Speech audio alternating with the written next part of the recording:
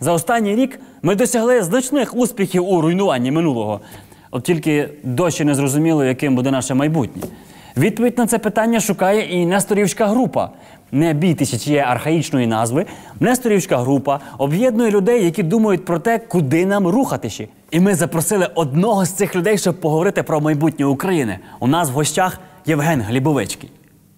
Генико, привіт.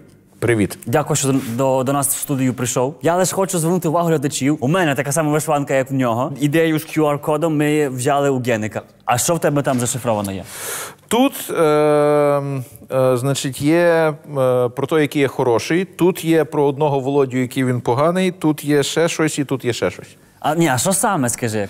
Ну, то не всякі сайти про телевізору можна про таке розказувати. Ну, там є сайт Несторівської групи? Є. Несторівська група, то ви є ті люди, які думають, шукають відповідь на питання, якою має бути Україна коли? Зараз говоримо про 10 років, а потім про більше. Для чого це вам? Ми так собі подумали, що Янукович впаде, а що після Януковича невідомо. І як це все буде виглядати, теж не зрозуміло. І ми вже один раз так мали. Ми настільки боролися з тим, щоб відійшов Кучма, що ми прогледіли момент, коли Ющенко став Кучмою. Ми не хотіли, щоб наступний президент став знову Януковичем. Знаєш, бо для більшості людей завтра стається, воно просто приходить. І є дуже невелика кількість людей, які розуміють, що завтра – це то, що ти підготуєш сьогодні. Хто має потім втілювати ваше бачення розвитку України? Кожна людина. Слухай, я їду по якомусь селі, і там купа сміття по центру. Я кажу, вам Азаров її насипав, чи ту купу сміття, чи Яценюк? Ми весь час кажемо про те, що Мені цікаво, що вони тобі кажуть у відповідь? Вони мені кажуть відповідь таке, що по телевізору не можна говорити. І то саме відбувається з всім суспільством. То, що там написано в тому документі, кожен має прийняти особисту відповідальність. Я лише розкажу про той документ. То називає ще «Договір гідності заради сталого розвитку, стратегічне бачення змін».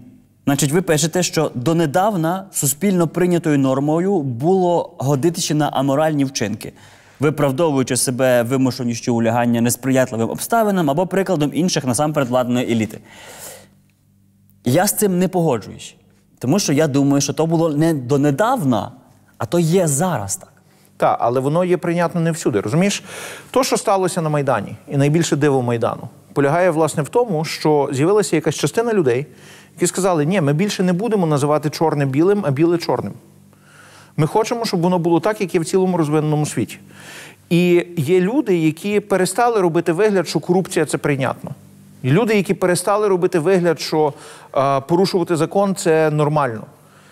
І оця невелика кількість людей починає цю норму розповсюджувати в цілому суспільстві. І, власне, ще 5 чи 6 років тому не було критичної маси людей, які казали, треба жити за законом. І якщо закон не подобається, то закон треба змінювати, а не нехтувати його нормами. А зараз це є критична маса таких людей вже? Критична маса виникла на Майдані. Тепер питання полягає в тому, чи вона зможе продовжитися.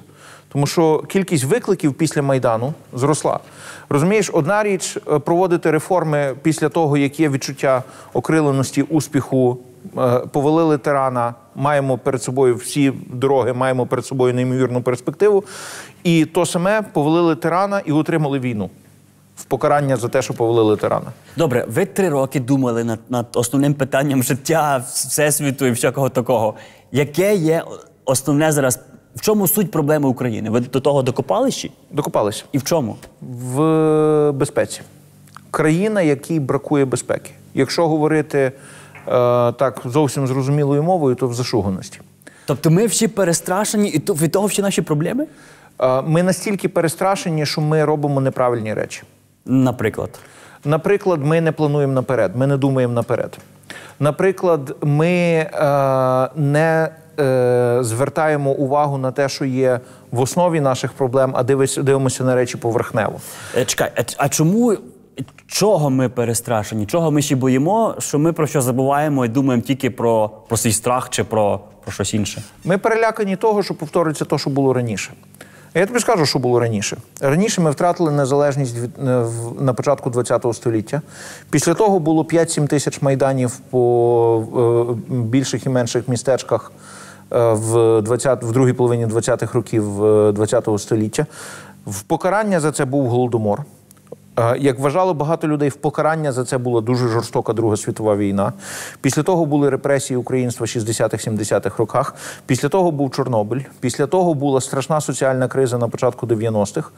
І ці всі речі виховали величезну кількість українців з думкою про те, що або нам пороблено, або просто життя дуже несправедливе і треба весь час очікувати, що щось станеться.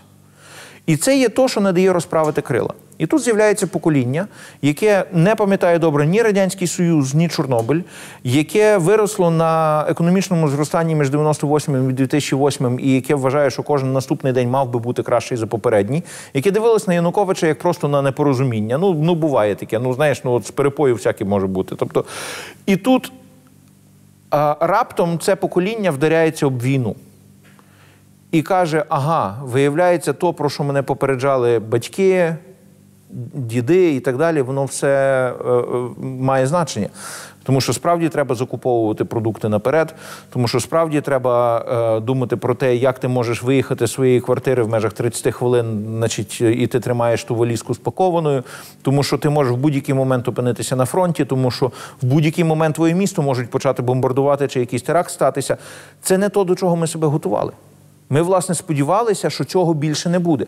І якщо ми не зможемо дати собі раду з оцим своїм страхом, ми не зможемо побудувати собі майбутнє. А для того, щоб дати собі раду з тим страхом, нам треба зробити дві речі. Перша річ, яку нам треба зробити, це навести порядок в себе вдома. Закон має бути законом, ми маємо його змінювати, але ми не маємо його порушувати. А друга річ, яку ми маємо зробити так, щоб наш сусід перестав до нас лізти. Якщо ми не будемо чистити зуби, вони через якийсь час почнуть хворіти. Якщо ми не почнемо займатися гігієною в своїх суспільних справах, якщо ми не будемо переходити дорогу на зелене світло, якщо ми не будемо слідкувати за тим, щоб не тільки ми, але й інші довкола нас виконували закон, якщо ми не будемо домагатися того, щоб цей закон був кращим, якщо ми не будемо займатися тим, щоб, власне, важко працювати, щоб виробляти якусь цінність замість того, щоб просто сидіти і чекати, коли хтось тобі щось дасть. То, як ми цього не будемо робити, то нічого не зміниться. Тому що треба зрозуміти одну річ. Коли ми мали диктатуру, можна було звинувачувати погану владу, яка не слухає народ. То, що сталося після виборів, ми побачили, що влада стала дуже подібною до тих, хто її вибрав. Іншими словами, зміна, яка сталася внаслідок демократичних виборів, вже вичерпала значну частину ресурсу для подальшого розвитку. Тепер нам цей розвиток треба досягати не за рахунок того, що ми можемо ще покращити склад парламенту, ще кращих міністрів отримати, ще кращого прем'єр-міністра чи ще кращого президента. Ні, вони вже настільки добрі, наскільки вони можуть бути добрі. Як ми, настільки такі самі, як Власне, ми. тепер нам треба працювати над собою. І якщо ми самі не будемо працювати над собою, далі вже не буде мати значення. Яценюк там, чи якийсь інший, чи Порошенко, чи ще хтось. Це вже питання полягає в тому, що вони будуть приймати такі рішення, як ми їм дозволимо приймати. То був Євген Лібовицький,